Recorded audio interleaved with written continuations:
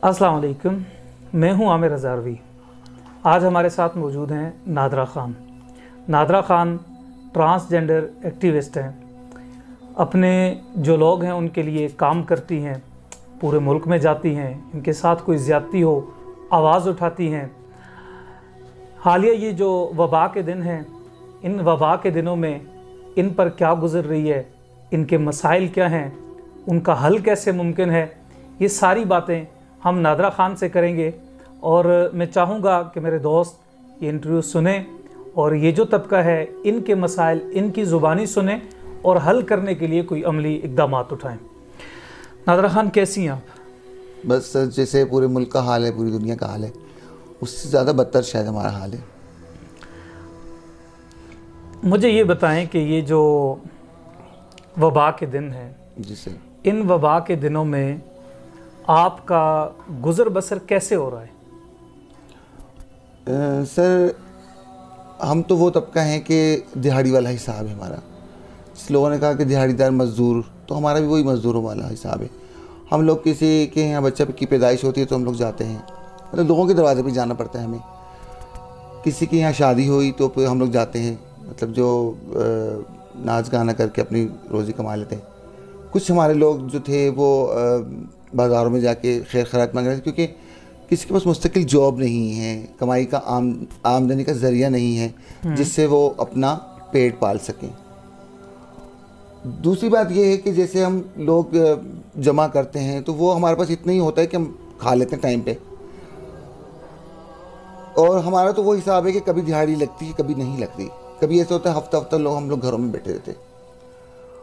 अब मसला ये है कि हमारे बहुत से लोग जमा नहीं करते। जैसे जो गरीब जो कम कमाने वाले हैं, जैसे मांगने वाले वो कम कमाने वाले हैं, ये जिनके कहीं से 1000 रुपये आए, 1500 रुपये किसी घर से मिले तो वो 4-5 लोगों में डिवाइड होकर कितने बनते हैं, फिर खाना पीना।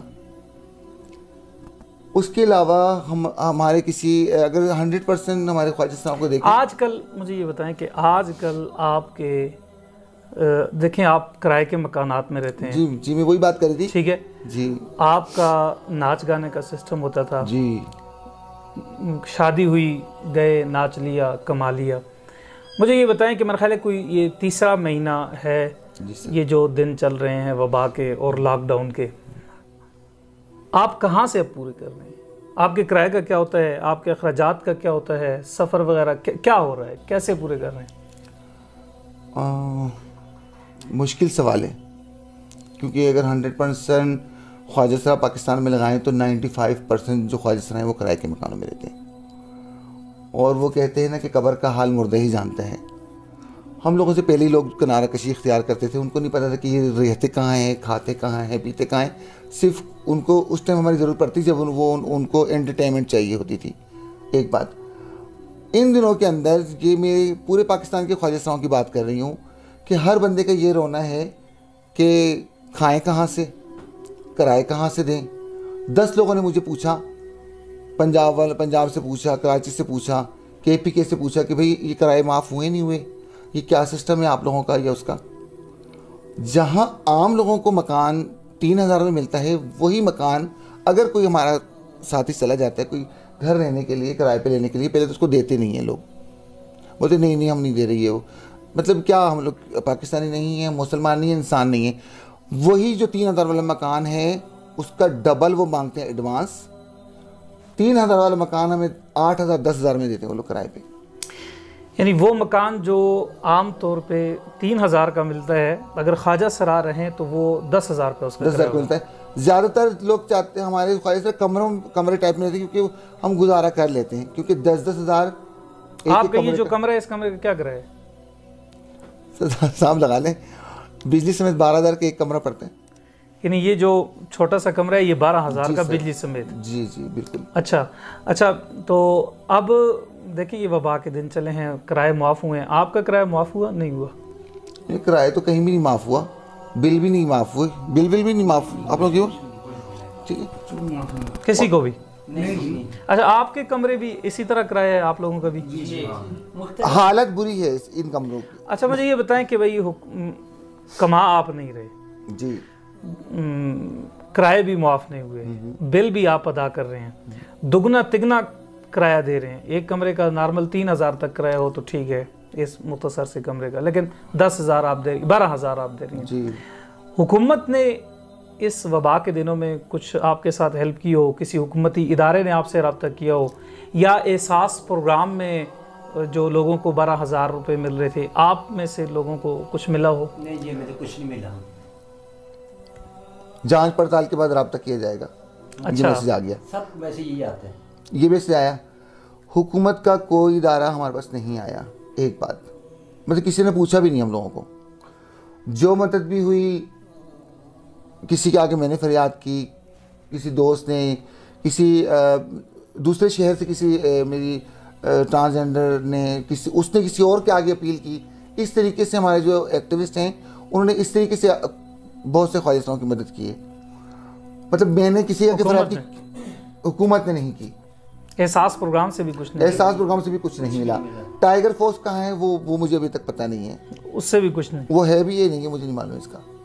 एक दो तस्वीरें तो मैंने देखी थी, उसके बाद मुझे भी नहीं तो पता। मैं यही पूछती हूँ, जहाँ पे कहीं मुझे वो नज़र आता है कि टाइगर फोर्स, तो मैं पूछती हूँ कि टाइगर फोर्स कहाँ होती है, कौन कौन लोग हैं इनमें, किन किन इलाकों में काम करती है। इसके अलावा आप यकीन करें कि मेरे ताल्लुक जो फलाई काम जो एक्टिविस्ट कर रहे हैं हम लोग जब से ये वबा आई, हम तमाम पाकिस्तान के जो एक्टिविस्ट हैं वो एक दूसरे के साथ कम्युनिकेशन करते हैं रोज़ाना कि कहाँ क्या पोजीशन है। तो हर जगह से यही आवाज़ आ रही है कि बस हम क्या करें, हम कहाँ से दें, हमने भी आगे से लेना है या किसी ने देना है तो हमने आपको पहुँचाना है। मतलब एक थ्रू प्रॉपर चैनल तरीके से गवर्नमेंट इदारे से अभी तक कुछ नहीं मिला। ये क्या? हाँ जी। अच्छा, मुझे ये बताएं कि आपके साथ टोटल कितने ख्वाजा सराह हैं? आपकी जो लिस्ट है आपकी? मेरे जो मानसरा ज़िले के जो ख्वाजा सराह हैं और उसके 2 तहसीलें उगी और गढ़ी हबीबुल्ला, इसमें तकरीबन 110 तकरीबन है। अच्छा, 110 है, यानी 110? 110। अच्छा, तो 110 लोगों को हुकूमत ने कोई राशन नहीं दिया। और क्या इंतज़ाम हो रहा है? कौन दे रहा है फिर? किस ने? सर सबसे सिराजुल हक साहब ने तो आपके हवाले से खुसूसी तौर पे कहा, अलखिदमत ने उन्होंने तो कहा भी कि ये पहले ही तबका है जो अलग थलग है, इनका ख्याल रखा जाए। उन्होंने भी ऐलान किया।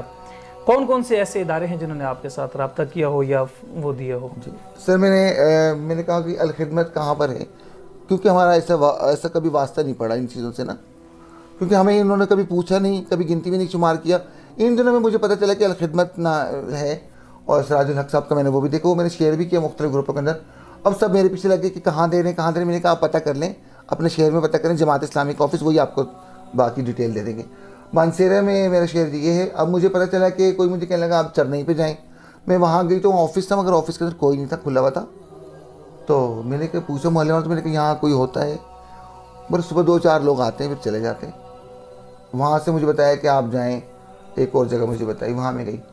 वहाँ पर एक साहब बैठे थे, उनसे मैंने कहा सर आप लोगों ने कोई राशन का सिस्टम किया है? तो जी वो तो हमने दे दिया है, तो ख़त्म हो गया है, तो अब तो नहीं है।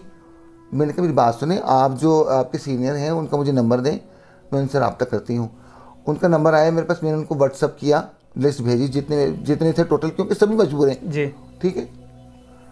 लिस्ट दी मैंने उनको, उन्होंने 4 लोगों का दिया राशन, 110 में से 4 को दिया। ये मेरी शागिर्द गई साथ इसके, वो गई है ना, और वो काजल गई, जमुना गई। ये लोग लेकर आए राशन को। मैंने क्या किया, उसको खोला, सबको खोल के मैंने चीनी सब एक जगह की, दालें एक जगह की, उसको मैंने 4 लोगों का दिया, उसको मैंने 15 पे डिवाइड कर दिया। मैं कि थोड़ा थोड़ा सबको मिल जाए, जिंदा रहें, यही बात है। अलखिदमत इलाइट वालों ने हमें दिया 6 लोगों का, वो भी मैंने इसी तरीके से डिवाइड किया और वो भी मैंने दिया। दूसरा ई हैंड वालों ने रमज़ान से पहले हम लोगों को दिए, हफ्ते भर का राशन था, तकरीबन 10 किलो आटा था, इस तरीके से दिया हम लोगों को। उसमें उन्होंने मानसेरा के ख्वाजा सराफ को दिया, उगी के ख्वाजा सराफ को दिया और गढ़ी के ख्वाजा सराफ को दिया। उसमें से काफ़ी सारे रह भी गए थे। वो ऐसा था कि वो ख्वाजा सराफ भी आ रहे थे कि जो कि किसी घर में काम करते हैं, जो कि इस फील्ड में नहीं है, वो भी आके और नंबर, और आप यकीन रोज़ाना कॉलें आती हैं। मैं कहती बेटा मैं कहाँ से ला के दूँ, कि मैं किस किस को ला के दूँ, मैं कहाँ 50 जगह पे मुझसे लिस्टें मांगी, 50 जगह पर। देखिए कितनी बुरी बात है, तो जलील करने वाली बात होती है।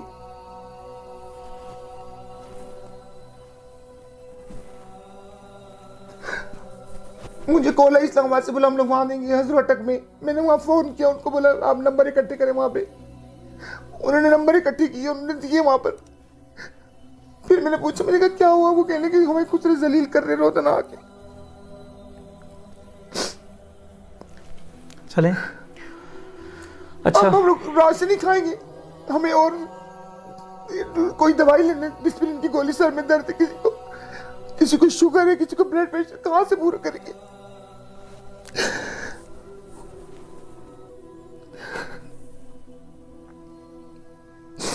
हमारी जमीन जिंदा है। हम लोग जो पुतली तमाशे बन के नाचते, हमारे अंदर से पूछो, हम लोग, हमारे जब अंदर जाग जाए, इंसान जागने लगता है अंदर, और ये ख्वाजा सराय बुजुर्ग होके फिर नशो तमाशा में लग जाते हैं। क्योंकि वो अपने साथ की भी जाती है, वो सोचते हैं अपने बारे में कि हमने कैसे जिंदगी गुजारी या अभी हमारा क्या हाल है। यानी अभी तक कोई खास आपके साथ नहीं हुआ था? पूरे पाकिस्तान के ख्वाजा सराय रो रहे, सर मैं अकेली नहीं रो रही, यही फीलिंग सबकी है।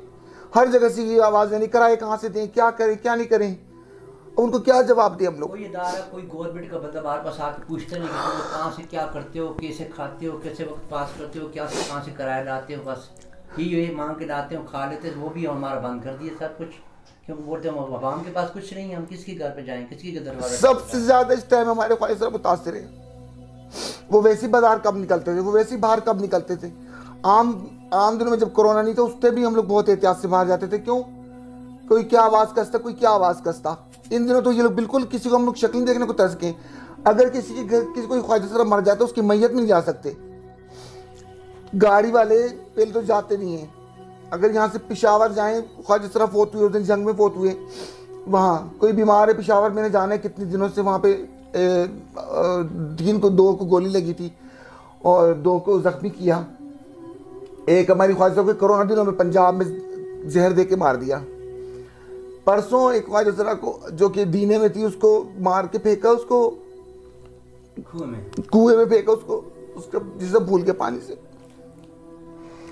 अब मुझे बताएं हम यहाँ से वहाँ कैसे जाएं, जबकि पाबंदी है।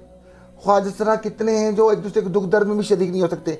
गाड़ी वाले का किराया कहाँ से दें? मैं मांगने के लिए से मुझे चुंगी बिठा के मारा जी यहाँ पर। अगर किसी के पास मांगने के लिए जाते तो आगे से हमें बेइज्जत करते हैं। किसने मारा? कि पुलिस वाला ने मुझे उतार के मारा। बोले तुम लोग क्यों बाहर निकले? मैंने बोला भाई मांगने के लिए जाते। बोले जाओ। अगर हम किसी के पास मांगने के लिए जाते हैं तो वो भी हमें आगे से बेइज्जत करते हैं, बोलते हैं अब मांगने के लिए आ गए हो। ये कितने दिन पहले की बात है पुलिस वालों ने जो मारा? मुझे तकरीबन 20-25 दिन हो गए जी। इससे पहले रमजान से पहले, हाँ 20, हाँ तीसरा रमजान था, मुझे मारा था। अच्छा, मांगने में भी लोग बेइज्जत करते हैं हमें। वहाँ पे मैं जाता बाद वाली साइड में बड़े बाजार मजार, किसी का दिल अच्छा होता है दे देते हैं, किसी का नहीं होता आगे से बकवास करें, मार दरवाजे से बोलते क्यों आए हो तुम लोग मांगने के लिए। नादरा खान मुतालबा क्या है अब आपका? मुतालबा ये है कि या तो ये लोग कहें कि सब ख्वाजा सराय को बोल दें कि आप लोग ये है कि सुसाइड कर लो। देखिए ना, आसरा जो होता है ना वो बहुत बुरी चीज़ है। और एक इंसान है खड़ा हुआ है, वो देख रहा है कि चारों तरफ आवाज़ें लग रही हैं कि उसको खाना मिल गया, उसको पीना मिल गया, उसको गवर्नमेंट की तरफ से ये मिल गया वो मिल गया। वो अपने बारे में क्या फीलिंग होगी उसकी? क्या मैं उनको नज़र नहीं आता? क्या मैं उनको इंसान नज़र नहीं आता? क्या वो ये समझते हैं कि मुझे भूख नहीं लगती? क्या वो ये समझते हैं कि जिन चीज़ों की उनको ज़रूरत है उन चीज़ों की हमें नहीं?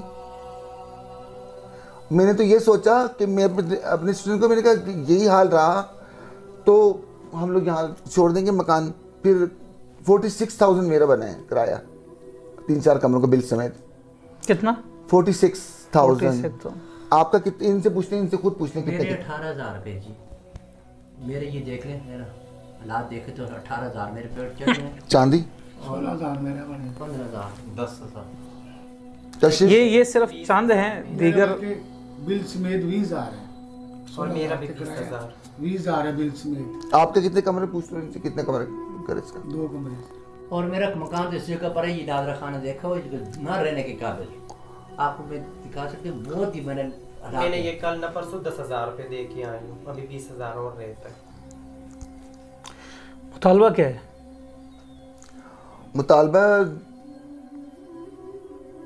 किससे करूं, किसको आवाज़ दूं, कुछ सुनता है हमारी हम तो किसको आप मुझे बताएं कि जो हमारे वज़रा हैं उनसे बोलूं, सदर पाकिस्तान से बोलूं, वज़ीर आज़म पाकिस्तान से बोलूं, मुझे कोई क्योंकि सबको पता है हम यहाँ रहते हैं, हमारे मुंतखब नुमाइंदों को पता है कि ख्वाजा सरा हैं।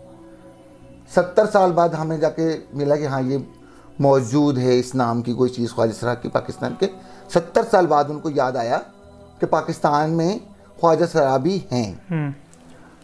अब फेसबुक पे बताया सबको, रो रो के हमारे ख्वाजा सरा फरियाद कर रहे हैं। मैं नहीं, पूरे पाकिस्तान के ख्वाजा सरा रो रहे और बद्दुआएं दे रहे हैं कि मतलब हम किसी गिनती में शुमार नहीं है। जब वोट मांगने का टाइम आता उस टाइम सबसे आप आए जी ये वो 12,000 का जो मिल रहा था एहसास प्रोग्राम के तहत, वो हमने इस कोरोना वायरस से पहले ही हम लोगों ने शोर मचा दिए थे कि उसमें ख्वाजा सरा को भी डालो, क्योंकि वो बेनज़ीर इनका सपोर्ट में नहीं डाला था किसी ख्वाजा सरा। और जब बेनज़ीर इनकम सपोर्ट की फाइलें खुली तो उसमें आप पूरे पाकिस्तान ने देखा कि कौन कौन लोग ले रहे थे, वो क्या मुस्तहिक उनको चाहिए थे पैसे। अभी जो ये एहसास प्रोग्राम है इसमें कह रहे थे कि भाई ठीक तरीके से हो जाएगा सब कुछ, तो वो कौन सा तरीका है जांच पड़ताल का जो हो रही है? मतलब जांच पड़ताल क्या चेक कर रहे हैं कि पाकिस्तानी हैं? एक बात। दूसरी बात ये है कि हम लोग पासपोर्ट बनाते हैं हज करने के लिए, उम्रे करने के लिए। मैंने भी बनाया था उम्रे के लिए पासपोर्ट अपना बना हुआ है। वो कह रहे हैं कि पासपोर्ट वालों को नहीं मिलेंगे।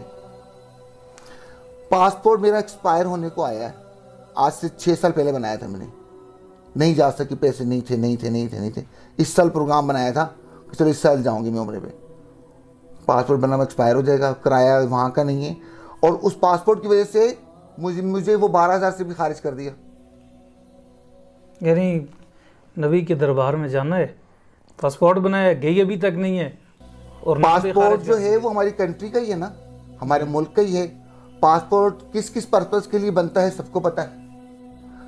अगर मुल्क से बाहर जाएंगे तो जाएगा। ये नहीं कि मेरे कोई बहुत करोड़पति मेरे बिजनेस के लिए अमेरिका जा रही थी या मेरा मलेशिया में बिजनेस था, नहीं जा रही थी। हमारे ख्वाजा सरा ज़्यादा से ज़्यादा पासपोर्ट बनाते हैं अल्लाह का घर देखने के लिए, नबी के दर पे रो के फरियाद करने के लिए, क्योंकि मेरे ख्याल में वहाँ सुनी जाएगी,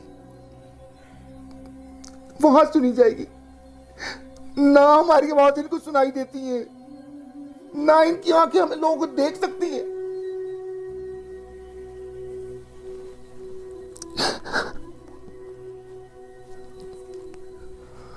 हमें भी नजर डालो, हम भी इंसान हैं, अल्लाह की मखलूक हैं।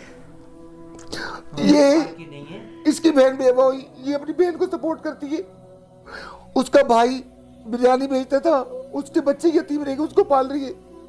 इसका भाई नशे करता है, इसकी बहन बेवा है, इसका हाल देख ले। सबका अपनी अपनी दास्तान, अपना अपना दर्द है। बहुत शुक्रिया नादरा खान। दोस्तों, मेरा ख्याल है मेरा बात करना और बोलना ज़रूरी नहीं है। हुकूमत वो अपोजिशन के साथ लड़ रही है, उसे झगड़ों से फुर्सत नहीं है। अपोजिशन हुकूमत के साथ लड़ रही है, मीडिया आपस में लड़ रहा है, और जो लोग फील्ड में हैं वो इन तक पहुँचे ही नहीं हैं। और जो मकान, जो किराए का कमरा 3,000 रुपये में मिलता था, इन्हें 12,000 में मिल रहा है। और आज 3 माह हो गए, इनका कमाने का कोई भी नहीं है, माँ बाप नहीं है, फैमिली नहीं है। पहले ही ये तन्हाई के शिकार थे, अब तो कोरोना की वजह से किसी से हाथ नहीं फैला सकते, मांग नहीं सकते।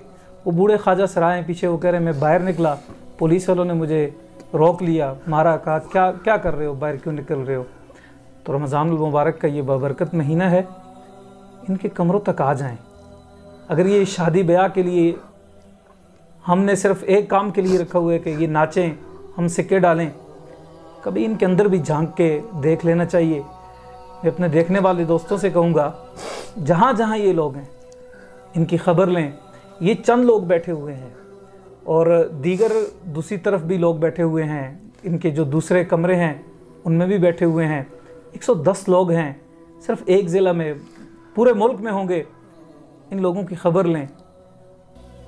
ये बेआसरा लोग हैं, दुआ देंगे हमारा बेड़ा पार हो जाएगा। अगर ये रोते रहे तो ये सोसाइटी रोती रहेगी। इजाज़त दीजिए, अल्लाह हाफ़िज़।